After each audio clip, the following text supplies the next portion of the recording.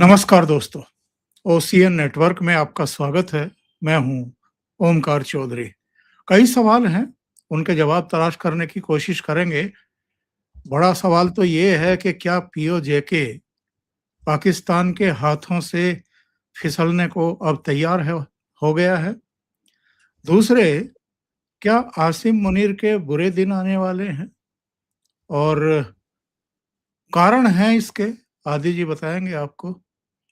और तीसरा सवाल, जो अमेरिका का अपाचे हेलीकॉप्टर गिरा है, किसने गिराया है? और उसके आप बाद से जिस तरीके से भन्नाए हुए हैं डोनाल्ड ट्रंप, उसके बाद होगा क्या? अभी तक तो शांति शांति सीज फायर चिल्लाया जा रहा था, कहा जा रहा था कि होने ही वाला है बस। ये फिर शुरू हो गया है। इसका नतीजा क्या निकलेगा? और एक और महत्वपूर्ण सूचना, 12 परमाणु बमों की तैनाती स्ट्रेटेजिकली भारत कर रहा है। इसकी अचानक क्यों जरूरत पड़ गई है? तो आदि अचिंत जी जुड़ गए हैं, उनका स्वागत कर लेते हैं। बहुत अभिनंदन है आदि जी, थैंक नमस्कार। You sir. नमस्कार। तो आदि जी, पीओजेके से शुरू किया जाए। जो हालात वहां क्रिएट हो रहे हैं और ये बार बार हो रहे हैं, मैं देख रहा था कि कब कब फायरिंग हुई है, कब कब लोग मारे गए हैं। ये संघर्ष कब से शुरू हुआ है? और अब तो इतनी तेजी आ गई है, जो अनऑफिशियली फिगर आ रही है वो 32 लोगों के मारे जाने की सूचना आ रही है।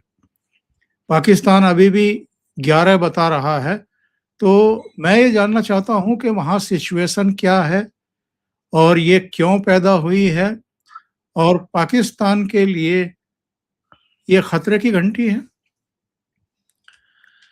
सर देखिए, कैजुअलिटी के हिसाब से मेरे को रिपोर्ट्स आ रही हैं 150, 200, 300 के करीब में है। And I won't be surprised कि इतनी ज़्यादा नंबर भी है, उसके अंदर कोई डाउट नहीं है। क्योंकि जिस तरह से पाकिस्तान गेम खेलता है, अगर आपको याद होगा, आई थिंक मैंने आपके साथ इसके बारे में बात करी है, जब टीएलपी के लोग बाहर निकले थे, तहरीक-ए-लबाइक पाकिस्तान के लोग बाहर निकले थे। पिछले साल जब इनको कुछ गड़बड़ हुई थी, इज़राइल के साथ ये लोग कुछ करने की कोशिश कर रहे थे, उस टाइम पे इन लोगों ने 800 बंदे मारे थे। टीएलपी के, तो ये 200, 300, 400 तो मुझे कुछ ज़्यादा लगता नहीं है। देखिए सर, पाकिस्तान ऑक्यूपाइड जेएनके के अंदर जो इस समय पे चल रहा है, वो एक रेजिस्टेंस है। यहाँ पर इसको कभी भी मिस्टेक नहीं करना चाहिए कि वो पाकिस्तान से तोड़ के भारत में जुड़ना चाहते हैं। उसके अंदर काफ़ी सारे सेगमेंट्स हैं, कई भारत में जुड़ना चाहते हैं, कई अ, अलग होना चाहते हैं और कई बेसिकली वैसे ही रहना चाहते हैं, लेकिन जो उनकी माँग है, वो पूरी कराना चाहते हैं। तो 3-4 वो हैं। भारत वाला सेगमेंट थोड़ा छोटा है अभी, इतना बड़ा नहीं है वहाँ पर। तो आप जब इसको देखते हैं पीओजेके में, और वहाँ पर जो अभी बाय द वे खबर आई है कि पाकिस्तानी आर्मी का एक हेलीकॉप्टर को किसी ने गिरा दिया वहाँ पर पीओजेके के अंदर। तो हालत थोड़ी हाथ से बाहर जा रही है सर पाकिस्तान के। अ, जमा जॉइंट अवामी एक्शन कमेटी जो वहाँ पर एक बनी है, वो एक ग्रास रूट लेवल ऑर्गेनाइज़ेशन है, जो मतलब ट्रेडर्स हैं, ऑटो रिक्शा वाले हैं, ट्रक वाले हैं, इन सब लोगों से वो बनी है ऑर्गेनाइज़ेशन। और उन्होंने जो चीज़ें माँगी है, वो कोई इतनी बाहर की चीज़ें नहीं है कि पाकिस्तान उसको मान नहीं सकता। बट जी। अगर पाकिस्तान वहाँ मानेगा, तो फिर उसको बाकी भी जगह से ऐसी ही चीज़ें आएँगी। बेसिकली क्या है सर, बिजली से शुरू हुआ था, बिकॉज़ यहाँ पर क्या है, वो हाइड्रो पावर के प्रोजेक्ट्स हैं। ₹4 पर यूनिट की बिजली का कॉस्ट बनता है और ये ₹40 में वहाँ पर बेचते हैं। तो उसमें वो गुस्सा होते हैं लोग कि यार, हमारे यहाँ से तुम बिजली लेके जाते हो, उसके बाद हमको ही बेचते हो ₹40 की, ये क्या है? तो उन्होंने काट के फिर ₹15 कम किया था, ये किया था। थोड़ा बहुत एडजस्टमेंट करते रहते हैं। इस समय पर आके इन्होंने जो जेएएसी है, उसके बंदों को इन्होंने टेररिस्ट डिक्लेयर कर दिया है। और इनके 4 मेन लीडर्स को ढूँढने के लिए ये लोग बेसिकली ₹1 करोड़ का पर पर्सन ₹1 करोड़ का इनाम भी दे रखा है इन लोगों ने। संगठन को बैन कर दिया। जी। बैन सर, टेररिस्ट डिक्लेयर कर दिया उसको। बैन तो किया, टेररिस्ट डिक्लेयर कर दिया उसको। अब इनके लीडर्स के लिए वो ₹1-1 करोड़ माँग रहे हैं। इसमें से जो बंदे हैं, सुनने में आ रहा है कि 70-80 बंदों को ऑलरेडी इन्होंने उठा लिया है। उनकी मारम-पिटाई और ये सब चीज़ें वहाँ पर चल रही हैं। तो पाकिस्तान में अगर आप ये देखेंगे, इसका कोई ईज़ी सॉल्यूशन दिखता नहीं है, बट ये पैसे-पूसे खिलाने की कोशिश करेंगे। थोड़ा 1-2 दिन लड़ने के बाद यहाँ पर बोलेंगे, अच्छा जी हम बात करते हैं, पैसे-वैसे खिलाते हैं, कुछ ठंडा करने की कोशिश करेंगे। ये इनका हमेशा से एक टैक्टिक रही है कि पहले लड़ाई कर लो, उसके बाद पैसे-पूसे खिला दो, उसके बाद कहीं न कहीं थोड़ा ठंडा कर लो एंड फिर निकल लो वहाँ से पतली गली से सॉर्ट ऑफ अ थिंग। ये इनकी कोशिश हमेशा रहती है। तो ये सिचुएशन है वहाँ पर बड़ी गरम सी सिचुएशन है जहाँ पर लोग सड़कों पे उतरे हुए हैं और ये नहीं है कि 1000-1200 लोग हैं, सब पूरे-पूरे शहर उतरे हुए हैं सड़कों पे। आई मीन ये पहले कभी हमने ऐसा देखा नहीं है। ये बड़ा यूनिक सा एक एक सिचुएशन है जहाँ पर जैसे आप मुज़फ़्फ़राबाद या इस जगहों पे जाएँगे, कोठी में मीरपुर वहाँ है, पर हाँ, मुज़फ़्फ़राबाद है, सो कई को जगहों पे बंद है पूरी तरीके से आज। तो उन्होंने कर्फ्यू लगा रखा है, पूरा-पूरा सड़कें ब्लॉक कर रखी हैं। सीपीईसी की जो मेन सड़क ऊपर जाती है नॉर्थ में, वो ब्लॉक कर रखी है। ये और बाय द वे ये लोग पूरी तरह से प्लान्ड है सर। इन्होंने कम से कम 1 डेढ़ महीने का सामान अपने पास रखा हुआ है। ये लोगों ने पहले ही अनाउंसमेंट करी थी कि हम ये सब करने वाले हैं और सब लोगों को ये हिदायत दी थी कि 1 डेढ़ महीने का सामान अपने पास रख लो, क्योंकि हम लॉक करेंगे और हम लॉकडाउन करेंगे इस जगह को। अब वो लॉकडाउन जो इन्होंने करा है अ, उसके हिसाब से आप देखें लॉकडाउन तो काफ़ी सक्सेसफुल है क्योंकि कुछ भी वहाँ पर इकोनॉमिक एक्टिविटी तो चल नहीं रही है और पाकिस्तानी आर्मी को उधर पे मूव करने में प्रॉब्लम हो रही है। पहले दिन पे जब इनके झगड़े हुए थे, इन्होंने तो पतलूनें उतार के भागे थे वहाँ से। मुझे समझ नहीं आता पाकिस्तान की जब भी कुछ होता है अपनी पतलून कैसे उतर जाती है इनकी, क्योंकि पहले ही वो उछलनी शुरू हो गई थी। तो ये आपको एक वो जो साइकोलॉजिकल एंगल है उनको भी ये समझ में आता है, कि ये देखो पतलूनें उतारेंगे तो काफ़ी बेइज़्ज़ती होती है पाकिस्तानियों की। तो आप देख रहे हैं वही पतलूनों का कार्यक्रम ये बे पूरा वो कार्यक्रम चल रहा है। तो इनको भी पीओजे के वाले लोगों को भी पता है कि ये जगहों पे पाकिस्तान को अगर छेड़ोगे, तो इनको थोड़ा वो दर्द होएगा। और इसके साथ-साथ सर आपको ये भी देखना है कि इसके साथ-साथ बलोच भी मार रहे हैं, इसके साथ-साथ पश्तून भी मार रहे हैं। तो ये अगेन पहली बार ऐसा देखा है जहाँ पर 5 जो सो कॉल्ड प्रोविंसेस हैं पाकिस्तान के, उसमें से 3 में इनकी जम के कुटाई हो रही है, जम के एकदम मतलब ज़बरदस्त तरह से कुटाई हो रही है। तो सिचुएशन बड़ी खराब है सर कोई अच्छी तो नहीं है। आई मीन इसमें से निकलना भी काफ़ी मुश्किल रहेगा इनको। ये इतना ईज़ी नहीं रहेगा कि जितना वो थोड़ा इधर-उधर करके निकल जाएँगे हम लोग, बहुत मुश्किल है वो करना। आदि जी, मुझे याद है एक बार राजनाथ सिंह ने जब वहाँ हिंसा भड़की थी, लोग मारे गए थे, तो एक चेतावनी दी थी कि अ, वो हमारे लोग हैं, ये भारत के लोग हैं, उन पर इस तरह की ज्यादती, इस तरह का अन्याय और उनके मानव अधिकारों का उल्लंघन बर्दाश्त नहीं किया जाएगा। मुझे नहीं पता, लेकिन उसके बाद से कम भारत संयम बरतता है। हमारे विदेश विभाग के प्रवक्ता ने ज़रूर बयान दिया है। यूएन में भी ये बात पहुँच गई है कि मानव अधिकारों का उल्लंघन हो रहा है पाकिस्तान में। इस चीज़ को तो प्रमुखता से उठाया जाना चाहिए, क्योंकि ये बहुत सारी ऐसी बातें होती भी नहीं हैं और ये हमारे कश्मीर के बारे में बहुत झूठ बकते रहते हैं पूरी दुनिया में। Ideally yes sir, ideally yes, दुनिया में इस चीज़ को उठाना चाहिए, लेकिन दुनिया में सुनता कौन है सर आजकल? आप देखिए अमेरिका को जिसको पाकिस्तान की ज़रूरत है, वो तो कभी सुनेगा नहीं। यूरोप अभी पिछले हफ्ते पाकिस्तान के साथ चुम्मा-चाटी करके गया है। तो ये सब ठीक है, आप उठाते रहिए, स्टेटमेंट देते रहिए, लेकिन कोई इसका फ़र्क फ़ायदा कुछ होगा नहीं सर। आपको जो करना है, आपको करना पड़ेगा, अपने आप करना पड़ेगा। अब जैसे कल ज़ोजिला टनल की जो बात हुई है, ये काम करना पड़ेंगे आपको। आपको अपनी पोज़ीशन स्ट्रॉन्ग करनी पड़ेगी और जो आपको फाइनली अगर इस जगह के अंदर कुछ करना है, उसके उसके लिए मिलिटरीली प्रिपेयर करना पड़ेगा अपने आप को। मिलिटरीली, सिविलियन, इकोनॉमिकली सब कुछ आपको प्रिपेयर करना पड़ेगा। क्योंकि सर देखिए ये स्टेटमेंट-वेटमेंट तो आप दे दीजिए लेकिन इनका किसी के कानो-कान कोई कोई फ़र्क नहीं पड़ने वाला। ना पाकिस्तान को कोई फ़र्क पड़ेगा, ना किसी को और फ़र्क पड़ेगा। हाँ, थोड़ी-सी एक डिप्लोमैटिक सी आपकी एक वो आ जाएगी, जहाँ जी आपने स्टेटमेंट दे दिया है। बस उसके आगे कोई इसका इम्पैक्ट नहीं है क्योंकि दुनिया इतनी टूट-फूट चुकी है आजकल। इतना बर्बाद हो गया है जो वर्ल्ड ऑर्डर है कि किसी को कोई फ़र्क नहीं पड़ रहा कितने बंदे कहाँ मार रहे हैं। अब आप देखिए सर यूके में थोड़ा-सा बवाल उठा। यूके के 30 एमपीज़ ने एक चिट्ठी लिखी। क्या हुआ उसका? कुछ भी नहीं हुआ सर। अमेरिका की ऑर्गनाइज़ेशंस जो एम्नेस्टी इंटरनेशनल और ये जितनी सारी हैं, इन्होंने भी एक एक स्टेटमेंट दिए हैं। क्या हुआ? कुछ भी नहीं हुआ। लंदन में बैक टू बैक प्रोटेस्ट चल रहे हैं, वॉशिंगटन में बैक टू बैक प्रोटेस्ट चल रहे हैं। क्या हुआ? कुछ नहीं हुआ सर। तो जब तक पाकिस्तान की ये जो बोलते हैं ना, जो इसकी वैल्यू है, जियोपॉलिटिकल वैल्यू है, जिससे ये ईरान के साथ एंगेज्ड है और यहाँ पर भी एंगेज्ड है, तब तक ये बेवकूफ़ी कर पाएँगे। और यहाँ पर अमेरिका की के मुँह से जो एक भी शब्द नहीं निकल रहा है, इसके अंदर से काफ़ी डाउट लोगों के मन में और मेरे मन में भी उठ रहा है। क्या अमेरिका ने बोला है इसको करने के लिए कि उसको वहाँ पर एक बेस बूस बनवा के दे? तो यहाँ पर ये जरा लोगों की पिटाई-पुटाई करके चुप कराना चाहता है कि भैया ठीक है, अब तुम चुप हो जाओ। यहाँ पर अभी गेम चेंज होने वाला है। कोई भरोसा नहीं है सर। क्योंकि देखिए पाकिस्तान को सबसे बड़ी इंश्योरेंस मिलेगी इस चीज़ से, कि अगर अमेरिका इधर पे आके बैठता है, क्योंकि चाइना बैठने से उसको इंश्योरेंस जो मिलनी थी वो मिली नहीं है, अब वो खत्म हो गई है। भारत फिर भी बोलता है भैया, चाइना के होने के बाद भी बोलता है मैं मेरे को लेना है, मैं ले लूँगा। मेरे हिसाब से वो एक कहीं न कहीं अपने आप को एक इंश्योरेंस देने की कोशिश कर रहा है। अमेरिका को नूर खान में बिठा लिया, इधर बिठा लिया, उधर बिठा लिया, तो जाके बिठाओ उसको, कहीं न कहीं कुछ कुछ तो इंश्योरेंस मिलेगी। क्योंकि इसके पास देखिए सर, आपको मैं बताऊँ, पीओजे के भेजने के लिए इन्होंने रेंजर्स और पुलिस ऑफिसर्स को पंजाब में इकट्ठा करा। वहाँ पर कितने लोगों ने बोला भैया हम नहीं जा रहे, हम नहीं जाएँगे वहाँ पर। उनके ऊपर ये कार्यवाही कर रहे हैं अभी। उधर पे पुलिस ऑफिसर्स जो हैं सर, जो पीओजे की पुलिस है, जो ये जिसको ये आज़ाद कश्मीर की पुलिस बोलते हैं, वो प्रोटेस्टर्स के साथ लड़ रही है आजकल। आधी प्रोटेस्टर्स के साथ है, आधी सिक्योरिटी फोर्सेस में के साथ है। किसी को कोई पता नहीं है कि कौन किसके साथ बैठा है, क्या हो रहा है, क्या नहीं हो रहा। तो सिचुएशन काफ़ी खराब है, आउट ऑफ कंट्रोल टाइप है। अब ये इनका प्लान था कि नहीं था, ये तो थोड़ा टाइम के बाद वक़्त ही बताएगा, बिकॉज़ जितना ये क्रैकडाउन करेंगे, जितना ये लोगों को प्रताड़ित करेंगे, वहाँ पर 2 चीज़ें हो सकती हैं, या तो गुस्सा ऊपर से उभरेगा और एक एंड गेम की तरफ जाएगा वो। अब वो एंड गेम की तरफ जाएगा मतलब वो भगाएँगे फिर पाकिस्तानियों को वहाँ से। नहीं तो फिर ये मान जाएँगे फिर से। पिछली पिछली बारी भी पैसे-पूसे लेके मान गए थे, चुप हो गए थे, अपने लोगों को भी चुप करा लिया था।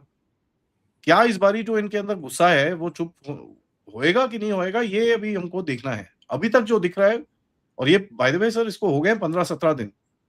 हम तो अभी पिछले 2-3 दिन से बात कर रहे हैं। मैंने इसके बारे में कवरेज शुरू करी थी करीब 29 मई से मैंने बोलना शुरू किया था कि यहाँ पर कुछ ना कुछ गड़बड़ होने वाली है। 3 जून के बाद से मैं almost pretty much every day एक अपडेट डाल रहा हूँ इसके ऊपर कि यहाँ पर भैया पीओजेके में आग लगने वाली है, आग लगने वाली है, आग लगने वाली है। मेरे दोनों चैनल्स अगर आप देखें, मैंने इसको कवर करा है। हमारी मीडिया ने तो अभी उठाना शुरू करा है इसके ऊपर, डिस्कशंस और डिबेट और ये वो शुरू करा है। तो ये बेसिकली हमारी तरफ से एक कोशिश है। हमारी गवर्नमेंट से आया होगा कि साहब यू नो थोड़ा ज़रा उठाना शुरू करो। यहाँ उठाओगे तो फिर ग्लोबल मीडिया में उठाएँगे, ग्लोबल मीडिया में उठाएँगे तो फिर थोड़ा-सा आवाज़-वाज़ उठेगी, फिर ये सब चीज़ें होगी। तो कोशिश यही है, बाकी सर हाँ, ठीक है, हमारी एमईए ने एक स्टेटमेंट दिया है। आई थिंक मेरे हिसाब से एक आधा स्टेटमेंट और आना चाहिए, उसके अंदर कोई डाउट नहीं है, मैं आपकी बात से पूरी सहमति रखता हूँ। बट हैविंग सेड दैट कोई उसका फ़र्क नहीं पड़ने वाला।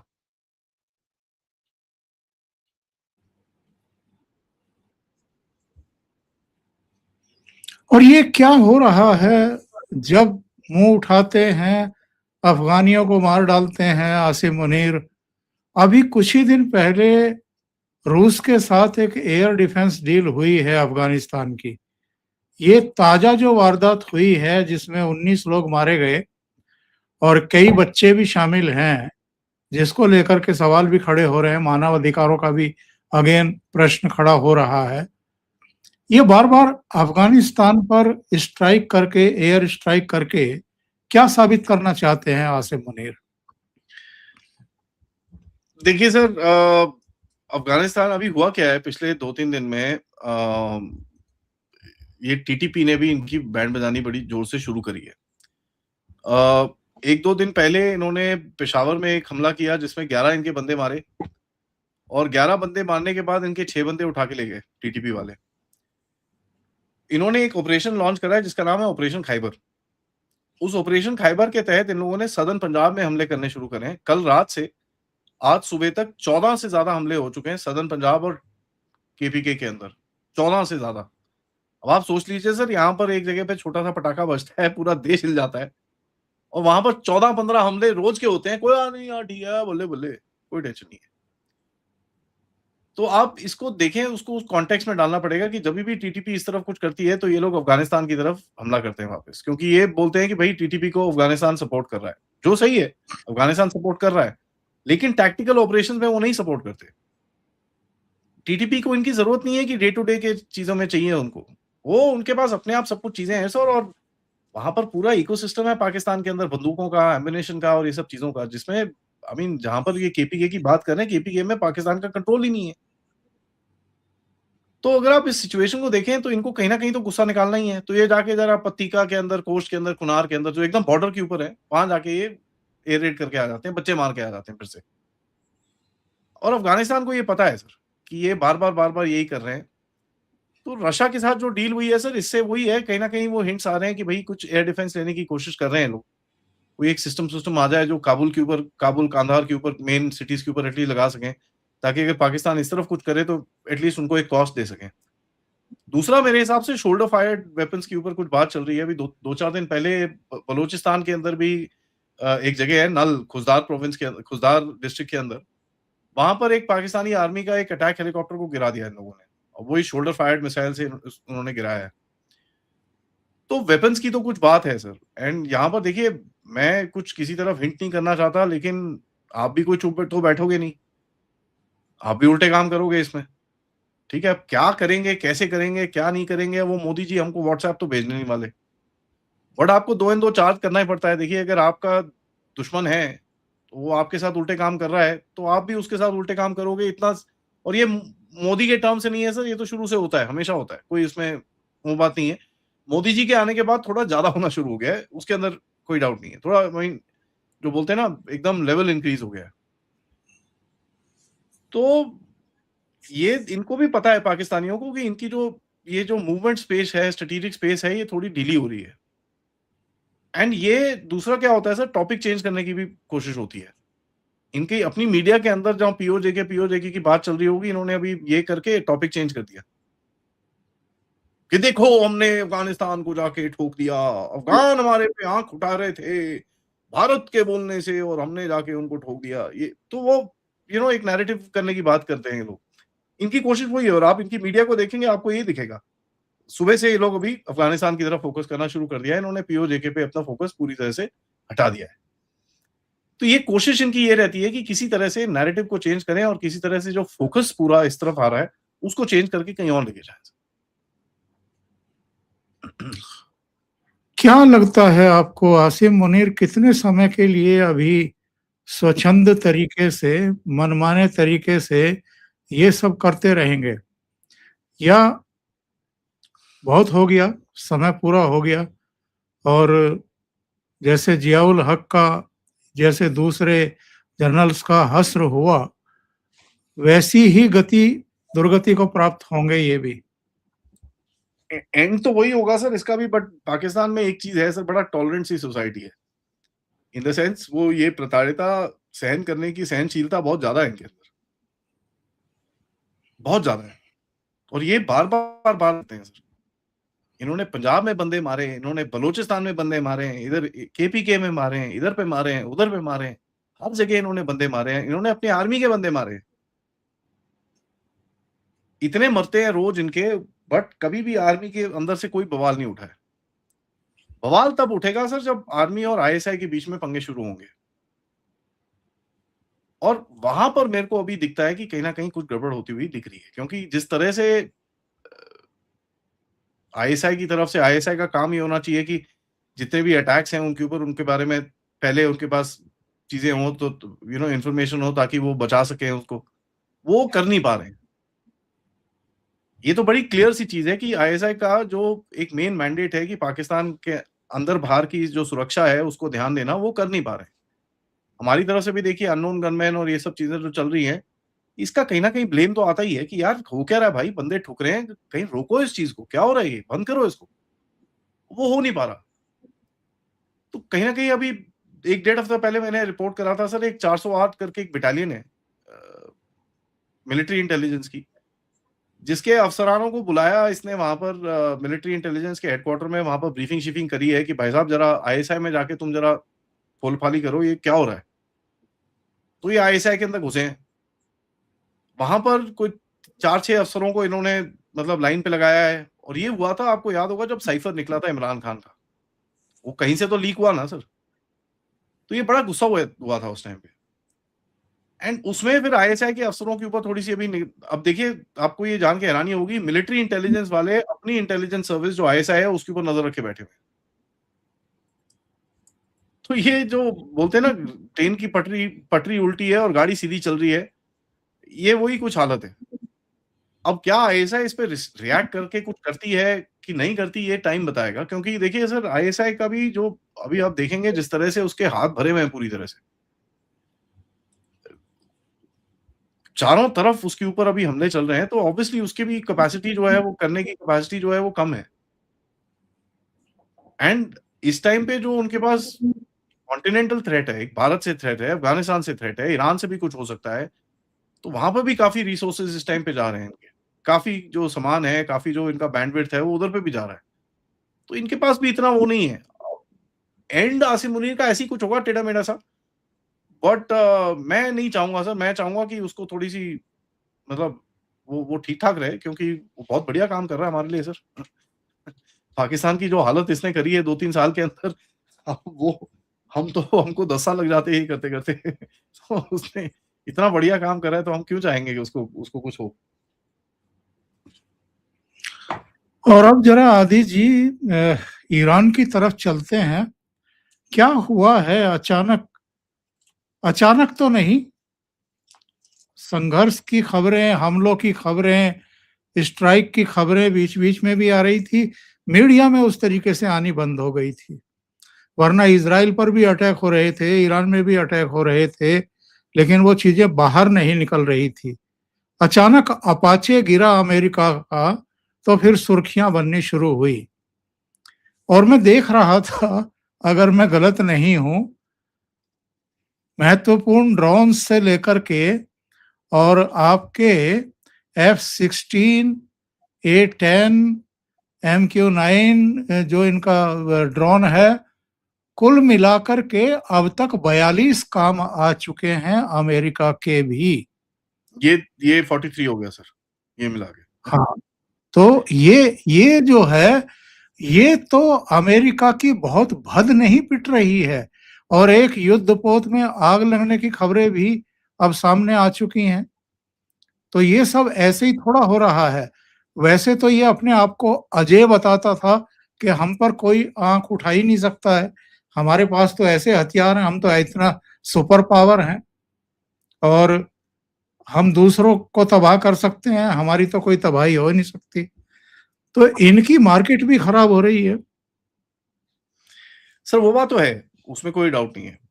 लेकिन अमेरिका को इन चीज़ों से कोई फ़र्क नहीं पड़ता सर, क्योंकि ये सब चीज़ें जब होती हैं, उनकी डिफेंस इंडस्ट्री को और ऑर्डर मिलते हैं, और उनका अंदर से गेम वो वो सब अपनी एक-दूसरे की पीठ खुजाने में बैठे रहते हैं। तो इनके जहाज-वहाज गिरते हैं, तो हाँ ठीक है, बड़ी 40 गिरे, 100 ऑर्डर कर दो। तो ये इनका डिफेंस इंडस्ट्री का, और वहाँ पर इतनी डीप लॉबीज़ हैं जिसके अंदर ये काम करते हैं। वो लॉबीज़ के बीच में आपको इनको दिखेगा कि कहीं न कहीं ये सब साइड हो जाता है सर। लेकिन सर देखिए, ओवरऑल देखिए, अभी ये अपाचे हेलीकॉप्टर गिरा है। ये कहीं पे ईरान के आस-पास कहीं घूम रहा था। इन्होंने कुछ मारा है इसको, गिर गया। अमेरिकन्स ने एक बड़ी इंटरेस्टिंग सी चीज़ करी, इन्होंने एक एक अनमैन्ड ड्रोन भेजा है, पायलट को रेस्क्यू करने के लिए, और वहाँ से जाके निकाल के ले आए अपने पायलट्स को। तो अगर आप देखें, ईरान के पास भी कैपेबिलिटी है, अमेरिका के पास भी कैपेबिलिटी है। बीच में इज़राइल बैठा है। इज़राइल बोलता है भैया ईरान को तो मैं छोड़ूँगा नहीं। ईरान ने रॉकेटें मारी इज़राइल के ऊपर, उसने उठा के, ट्रम्प ने बोला नहीं, नहीं, नहीं मत मार, मत मार, मत मार। उसने बोला भाड़ में जा तू, तेरा मत मार, मैं तो मारूँगा। उसने जाके मार दिया वहाँ पर। और जिन जगहों पे मारा है, बड़ी इंटरेस्टिंग सी जगह है सर, कोई रैंडम ऐसी जगह नहीं है। कभी बैलिस्टिक मिसाइल की फैक्ट्री है, उनके न्यूक्लियर प्लांट के पास मारा है, और उसने बड़े इंटरेस्टिंग जगहों पे मारा है उसने इज़राइल। अभी डोनाल्ड ट्रम्प का बस ये शो शुरू होने, रिकॉर्ड शुरू होने से पहले सर अभी ट्वीट आया है कि भाई ईरान को मैं वार्निंग दे रहा हूँ, अब बहुत टाइम से तुमको बोल रहा हूँ डील कर लो, नहीं तो अब मैं बैंड बजाऊँगा। तो वो भी शुरू हो गया है। देखिए सर, ये वॉर खत्म करना नहीं चाहते अमेरिका, क्योंकि ये जितना टाइम तक ये चल रहा है ना सर, अमेरिका को बहुत फ़ायदा हो रहा है। लोग ये चीज़ नहीं समझ पा रहे। क्यों? क्योंकि जो मिडल ईस्ट के अंदर एक ऑयल की जकड़-पकड़ थी, वो पूरी तरह से टूट चुकी है।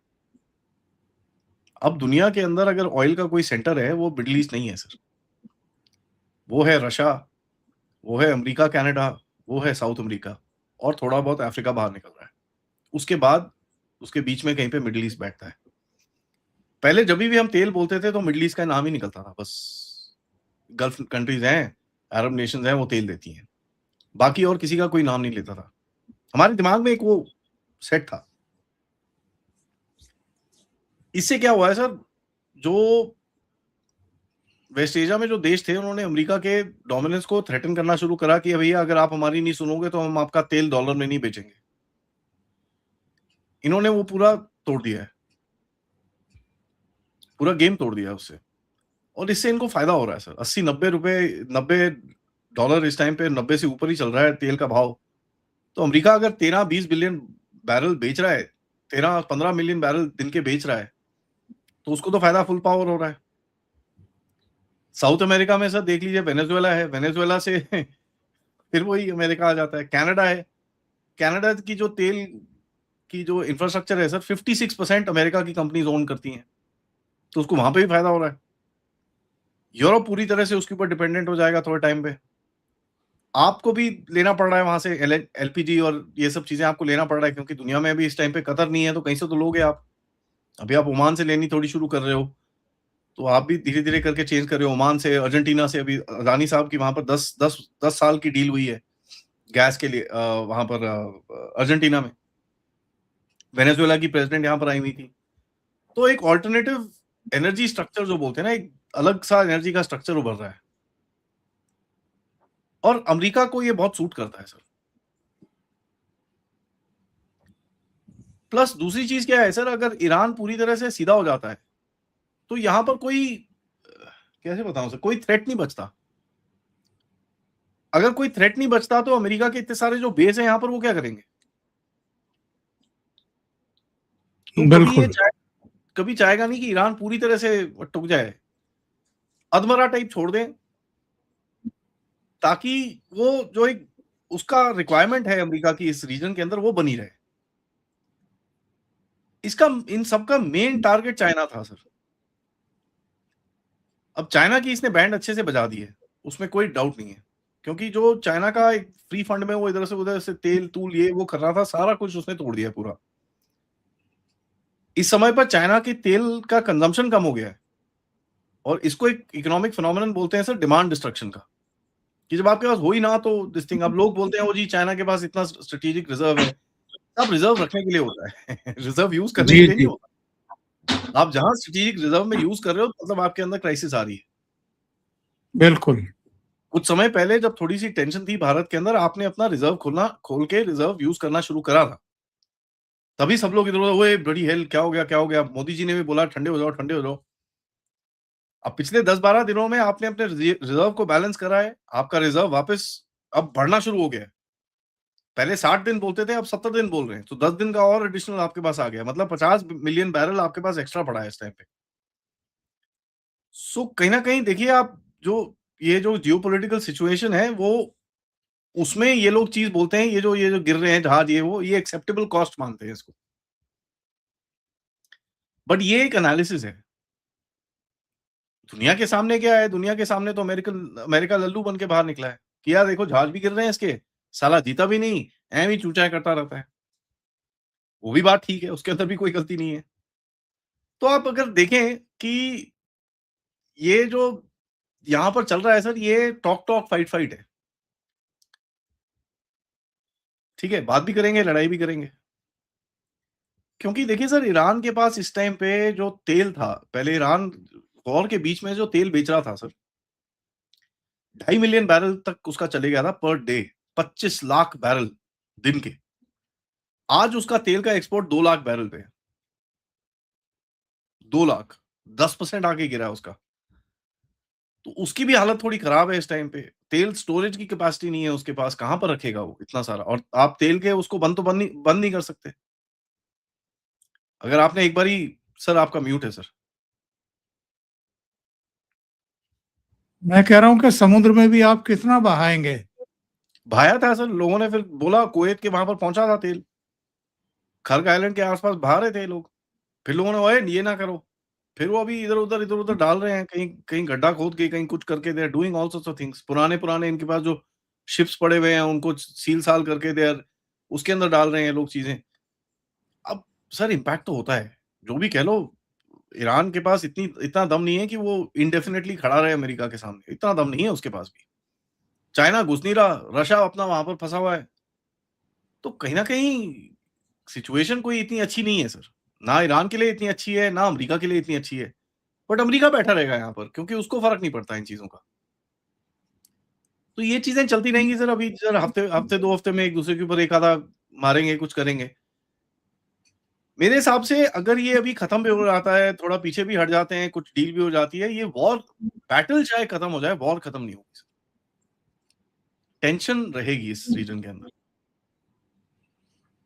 आदि जी बहुत बहुत धन्यवाद जुड़ने के लिए, बहुत महत्वपूर्ण मुद्दों पर चर्चा करने के लिए।